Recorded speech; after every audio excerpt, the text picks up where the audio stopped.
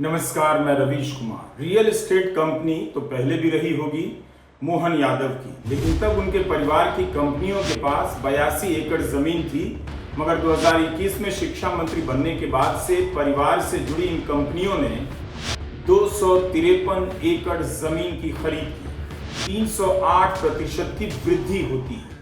कुछ जमीनें प्रोजेक्ट की घोषणा से पहले उज्जैन में ली गई आसपास और कुछ बाद में। जाहिर है यह हितों के टकराव का ऐसा मामला लगता है जिससे मध्य प्रदेश के मुख्यमंत्री मोहन यादव की कुर्सी भी चली जाती अगर वे बीजेपी के मुख्यमंत्री नहीं होते, या फिर ईडी का छापा शुरू हो जाता और न जाने क्या क्या अगर वे बीजेपी के मुख्यमंत्री नहीं होते। स्टोरी यह है कि उज्जैन में जहां भी विकास पहुंचने वाला होता है, उसके पहुंचने से पहले मुख्यमंत्री मोहन यादव और उनके परिवार की रियल एस्टेट कंपनियां पहुंचकर जमीन खरीद लेती हैं, ताकि विकास जब आए तो उसे जमीन की कमी ना हो। सस्ते दामों में जमीन खरीदकर बाद में उसे मुनाफे से रियल एस्टेट कंपनियों का भी विकास होता होगा। दिसंबर 2023 में मुख्यमंत्री बने मोहन यादव और अगले 2 साल में इनके परिवार की कंपनियों ने 45 करोड़ में 137 प्लॉट खरीद लिया। इस समय इन जमीनों की अनुमानित कीमत सैकड़ों करोड़ों में है या हजारों करोड़ों में, हम नहीं बता सकते। उतनी ही जमीन खरीदी गई जितनी आज के इंडियन एक्सप्रेस में छपी है, यह भी अंतिम रूप से नहीं कहा जा सकता। अगर इंडियन एक्सप्रेस की रिपोर्ट से मुख्यमंत्री का इस्तीफा हो जाएगा, तब तो दैनिक भास्कर के स्टिंग से उसी मुख्यमंत्री के कृषि मंत्री का इस्तीफा एक दिन पहले हो चुका होता। भास्कर के स्टिंग में कृषि मंत्री ऐदल सिंह कसाना के बंगले पर मंत्री के स्टाफ कथित रूप से तबादले के बदले लाखों रुपए मांगते हुए कैमरे पर कैद हुए। मंत्री का रोल भले ना आया हो, लेकिन नैतिक जिम्मेदारी तो उनकी भी बनती है। तो खबर पर आगे बढ़ने से पहले आप बताइए, इस खबर को अब कैसे मैनेज किया जाएगा? क्या राम मंदिर में डकैती की खबर को जैसे मैनेज किया गया उसी पैटर्न पर, या नए तरीके से मैनेज होगा?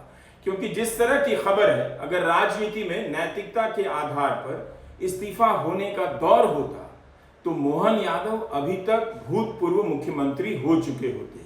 प्रधानमंत्री नरेंद्र मोदी नैतिकता की राजनीति केवल विपक्षी नेताओं पर आरोप लगाते समय करते हैं। बीजेपी के मंत्रियों पर जब आरोप लगता है, तब नैतिकता भूल जाते हैं। राम मंदिर के चंदा चोरी में भी भारतीय जनता पार्टी और महाकाल की जमीन लूट में भी भारतीय जनता पार्टी। मोदी जी ने दोनों में छूट दे रखी है। आदरणीय साथियों, रिपोर्ट्स क्या कहती हैं, सरकारी दस्तावेज क्या कहते हैं, जमीन का लैंड रिकॉर्ड क्या कहता है? मोहन यादव 2021 में मंत्री बने, 13 दिसंबर 2023 को मुख्यमंत्री बने। 21 से 23 के बीच परिवार के निकट रिश्तेदारों के पास लगभग 194 प्लाट में स्थान पर 253 एकड़ जमीन आई, 253 एकड़ जमीन आई। यानी 21 से 25 के बीच में 253 एकड़ जमीन खरीदी गई जब वो मंत्री बने और मुख्यमंत्री बने, आज तक 2.5 साल में। दूसरा लैंड रिकॉर्ड क्या कहता है? 21 से 23 में 57 प्लाट में 85 एकड़ जमीन खरीदी। 24 से 25 एक साल में 137 प्लाट में 168 एकड़ जमीन खरीदी गई। इतनी तेजी से इनकम कैसे सोर्स डेवलप, इनकम के सोर्स का डेवलपमेंट कैसे हो गया? उज्जैन में नगरीकरण का विस्तार चल रहा है। कहीं सड़कें बन रही हैं, कहीं फ्लाईओवर, कहीं हाईवे, तो कहीं कॉलोनी कट रही है। तो प्रोजेक्ट की घोषणा से पहले ही मोहन यादव के परिवार से जुड़ी रियल एस्टेट कंपनियां जमीन खरीद लेती हैं। उन्हें पता चल जाता है कि यहाँ प्रोजेक्ट आने वाला है, और उन जगहों पर भी जमीन खरीदने के मामले वैसे आए हैं जहां उज्जैन के 2035 के मास्टर प्लान के तहत खेती की जमीन का इस्तेमाल बदला जाना है। यह सब सरकारी घोषणा के पहले ही कर लिया जाता है, जब जमीन की कीमत आमतौर पर कम होती है या जहां जमीन होती है उसी के आसपास प्रोजेक्ट का ऐलान हो जाता है। ऐसा भी देखने में आया है। इंडियन एक्सप्रेस के जय मजूमदार की इस रिपोर्ट को पढ़कर कई पत्रकारों के बीच पहली प्रतिक्रिया यही रही कि इसकी भनक तो बहुत पहले लग गई, ये तो सबको पता था, मगर छापने और लिखने की हिम्मत कोई नहीं कर पा रहा था। इसलिए मध्य प्रदेश में आज बहुत से पत्रकार मन महसूस कर रह गए कि अगर हमारे हाथ बंधे ना होते तो इस खबर को लेकर हम कुछ हफ्ते पहले ही धमाकेदार रिपोर्ट कर चुके होते। खबर छप जाने के बाद भी खबर छूने की हिम्मत उन्हें नहीं हो पा रही। एक मुख्यमंत्री के खिलाफ इतना बड़ा आरोप लगा है और शहर में चुप्पी है। मुख्यमंत्री मोहन यादव की पत्नी सीमा यादव, बेटे वैभव यादव, उनकी बहू शालिनी यादव, मोहन यादव के भाई नारायण यादव, रेखा यादव और भतीजे अभय यादव, नीलेश यादव और मोहन यादव के एक और भाई नंदलाल यादव का नाम एक्सप्रेस की रिपोर्ट में है, जिसमें बताया गया है कि कुछ जमीनें व्यक्तिगत रूप से भी खरीदी गई होंगी और कुछ रियल एस्टेट कंपनियों ने खरीदी होगी। एक्सप्रेस के जय मजूमदार ने 253 एकड़ जमीन की खरीद की बात लिखी है इन कंपनियों के द्वारा। इसमें मोहन यादव की कंपनी सिद्धिविनायक डेविकॉन का भी नाम है, 3 अन्य कंपनियां भी हैं। 2023 में मोहन यादव मुख्यमंत्री बनते हैं। उसके बाद से इनकी और इनके परिवार से जुड़ी रियल एस्टेट कंपनियों ने अपनी जमीन की खरीद डबल कर दी। मंत्री बनने से पहले मोहन यादव 2004 से लेकर 10 तक उज्जैन डेवलपमेंट अथॉरिटी के चेयरमैन भी रहे। कांग्रेस नेता और मोहन यादव के राजनीतिक विरोधी सज्जन सिंह वर्मा ने आरोप लगाया है कि उज्जैन डेवलपमेंट अथॉरिटी के चेयरमैन के तौर पर उज्जैन के मास्टर प्लान में कई बदलाव इस तरह से किए गए ताकि फायदा उन इलाकों का लैंड यूज बदला गया जहां जमीनें पहले से परिवार के पास थी, मतलब उसका भी लैंड यूज बदला गया, और जहां खरीदी गई पहले से उसके बाद लैंड यूज बदले जाने की घोषणा होती है और इस तरह से रातों रात दाम बढ़ जाते हैं। इस प्रकार के आरोप लगाए गए हैं। मोहन यादव 2013 से उज्जैन दक्षिण से विधायक रहे हैं। यह सब आज के इंडियन एक्सप्रेस में छपा है। 3 परिवारों की कंपनियां, रिपोर्ट्स के 4 प्रमुख रियल एस्टेट के नाम आए हैं। बहुमत हिस्सेदारी सीमा यादव, मोहन यादव। सबसे अधिक हिस्सेदारी सीमा यादव, मोहन यादव। लगभग 28 एकड़ जमीन। मोहन यादव की पत्नी सीमा और पुत्र वैभव से जुड़ी हुई लगभग 25 एकड़ भूमि। मोहन यादव की बहन कलावती, भाभी सुनीता से जुड़ी हुई 47 एकड़ जमीन। ये 3 अलग अलग कंपनियां हैं। एक का नाम है श्री शिवायनी बिल्डकॉन, दूसरी का है श्री अन्नपूर्णा कंस्ट्रक्शन, तीसरी का है सत्यम डेवलपर। ये तीनों के अलग अलग आंकड़े हैं जिसमें परिवार के निकट रिश्तेदारों का बड़ा स्टेक है। अब इन कंपनियों को जब हिस्सेदारी दी गई उसके बाद कौन कौन सी परियोजनाएं इन जमीनों से लगी हुई आई। मोहन यादव मुख्यमंत्री और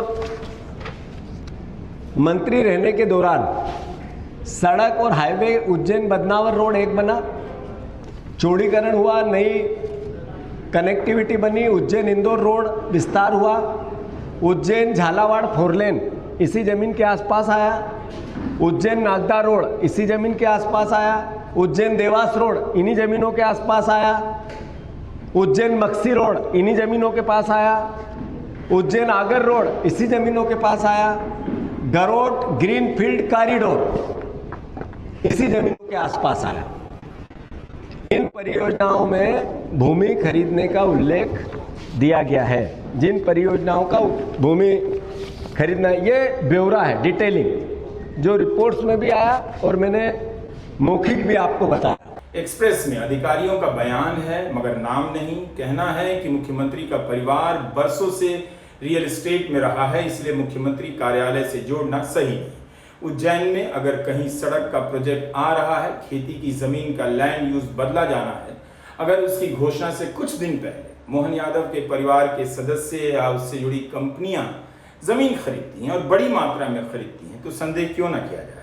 अप्रैल 2023 में उज्जैन के नए मास्टर प्लान की घोषणा होती है और कुछ दिन पहले मोहन यादव के परिवार से जुड़ी कंपनी मंगल मूर्ति इंफ्रा 20 एकड़ जमीन खरीद लेती है। ये छपा है, तो इसकी जांच कैसे होगी, कौन करेगा। मोहन यादव के भाई गोविंद यादव के बेटे अनंत यादव ने कहा, हमारा परिवार तो 2010 से रियल एस्टेट के बिजनेस में है, क्या हम अपनी कंपनी बंद कर दें क्योंकि मुख्यमंत्री हमारे परिवार से हैं। मगर सवाल यह नहीं और खबर भी यह नहीं कि मोहन यादव का परिवार रियल एस्टेट के काम में कब से है। खबर यह है कि क्या इन कंपनियों ने वही जमीन खरीदी जहां पर प्रोजेक्ट की घोषणा हुई और जहां घोषणा होनी थी उसके पहले जमीन खरीदी ताकि सस्ती जमीन लेकर चौगुनी दोगुनी कीमतों पर मुनाफा कमाया जाए। बात इसकी है। क्या मुख्यमंत्री कार्यालय ने कभी यह सुनिश्चित किया कि जिन क्षेत्र में परिवार की भूमि है वहां होने वाले सरकारी निर्णयों में मुख्यमंत्री स्वयं को अलग रखें? मुख्यमंत्री की जमीनें हैं, उसको लाभ मिलेगा इस परियोजना से, ऐसे निर्णय में मुख्यमंत्री ने अपने आप को अलग किया क्या? दूसरा, क्या किसी कैबिनेट बैठक, विभागीय बैठक, मास्टर प्लान की प्रक्रिया में मुख्यमंत्री ने अपने परिवार की निजी लाभ पर मंत्रिमंडल में चर्चा की कि ये जमीन का इस योजना से मेरे परिवार को इस तरह का लाभ होगा? मई महीने में उज्जैन के महाकाल मंदिर में पार्किंग को लेकर बीजेपी के एक विधायक पर आरोप लगा। कांग्रेस के नेता प्रतिपक्ष उमंग सिंघार ने आरोप लगाया कि 45,000 वर्ग फीट की सरकारी जमीन का इस्तेमाल श्रद्धालु पार्किंग के लिए किया करते थे, मगर इस सरकारी जमीन की प्रकृति बदल दी गई, प्राइवेट कर दी गई और बाद में utopia hotel and resort private limited को बेच दिया गया। इस कंपनी के कई निदेशकों में से एक आलोट से बीजेपी विधायक चिंतामणि मालवीय भी हैं। सिंघार ने दावा किया कि पार्किंग के लिए इस्तेमाल की जा रही सरकारी जमीन को एक ऐसी कंपनी को बेचा गया जिसका संबंध बीजेपी के एक विधायक से है, आरोप लगाया। आरएसएस ने जिस प्रकार से पीछे कार्यालय अपना बना के वहां पे महाकाल का ऑपरेशन करती है, तो हो सकता है कि भविष्य के अंदर चिंतामणि इनकी सरकार महाकाल की रजिस्ट्री करा ले भाजपा के नाम।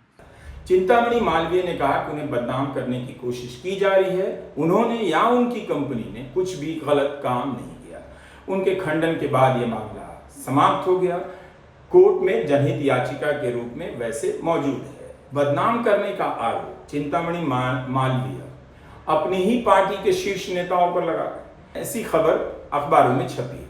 आखिर चिंतामणि मालवीय को कौन फंसा रहा था, बदनाम कर रहा था? अब मोहन यादव को कौन बदनाम कर रहा है?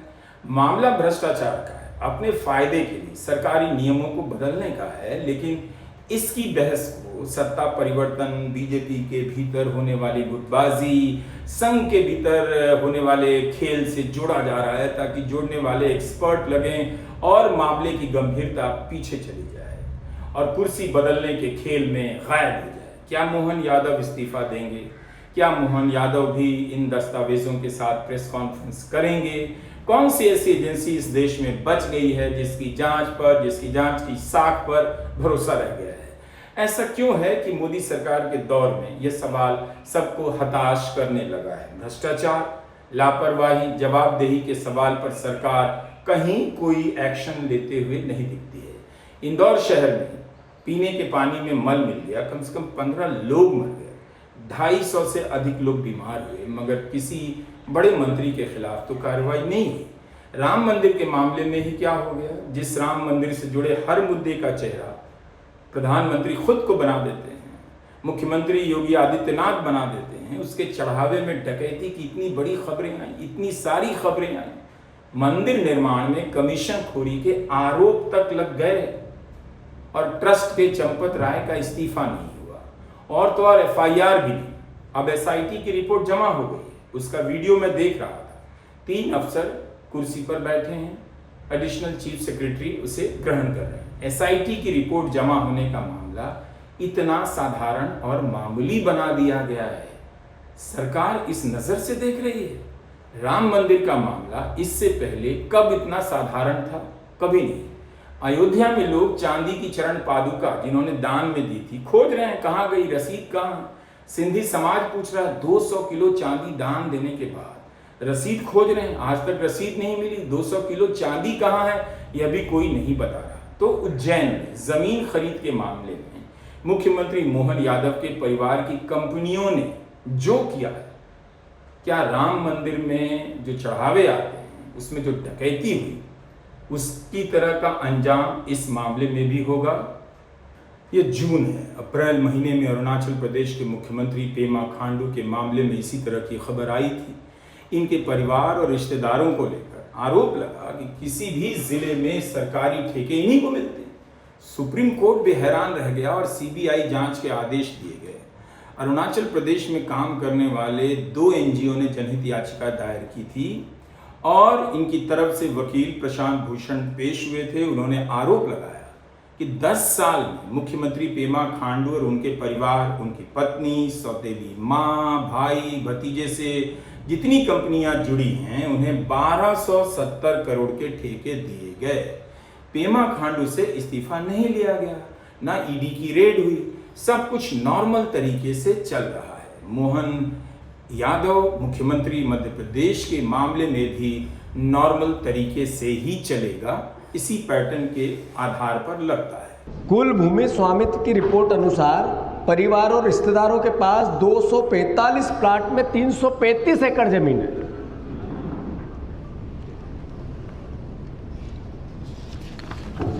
नाम अभी थोड़ा बताए गए हैं पर मैं विस्तार से और बता दूं। नीलेश यादव 108 एकड़, गोविंद यादव 47 एकड़, मोहन यादव 17 एकड़, पुत्र वैभव यादव 17 एकड़, भाई नारायण यादव 19 एकड़, नंदलाल यादव 17 एकड़, बहन कलावती 17 एकड़, भतीजा अभय यादव 16 एकड़, पत्नी सीमा यादव 11 एकड़, पुत्र वधू शालिनी यादव 10 एकड़,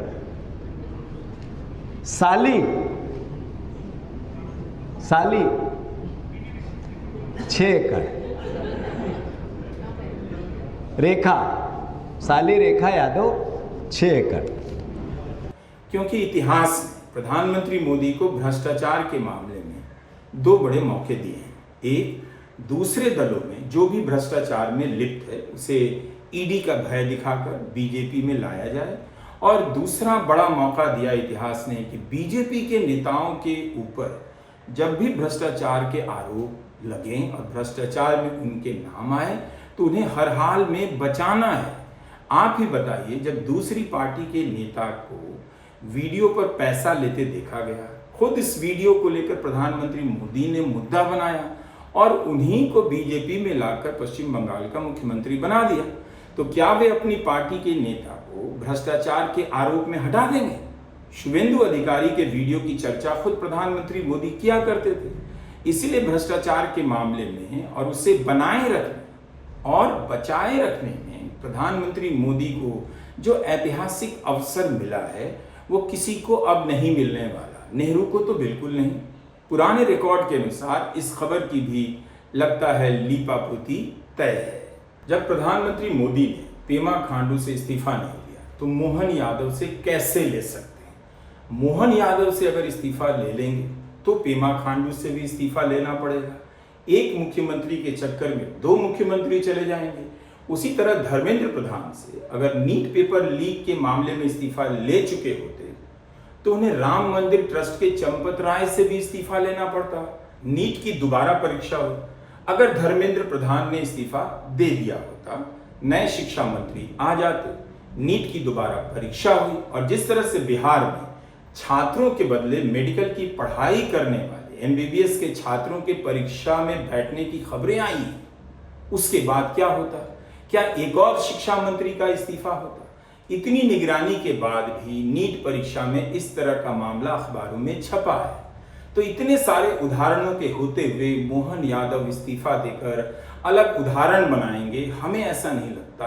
और प्रधानमंत्री नरेंद्र मोदी उन्हें हटा देंगे, इसका भी अंदाजा नहीं होता। अयोध्या के मामले में भी प्रधानमंत्री मोदी, बीजेपी या आरएसएस ने क्या ऐसा कुछ भी किया जिससे लगे कि इस मामले में किसी को नहीं बचाया जा रहा? चंपत राय का इस्तीफा तक नहीं हुआ। ट्रस्ट की कुर्सी में ऐसा क्या है कि जिस चंपत राय को सोशल मीडिया में त्यागी तपस्वी बताया जा रहा है वो इस्तीफा तक नहीं दे पा रहे?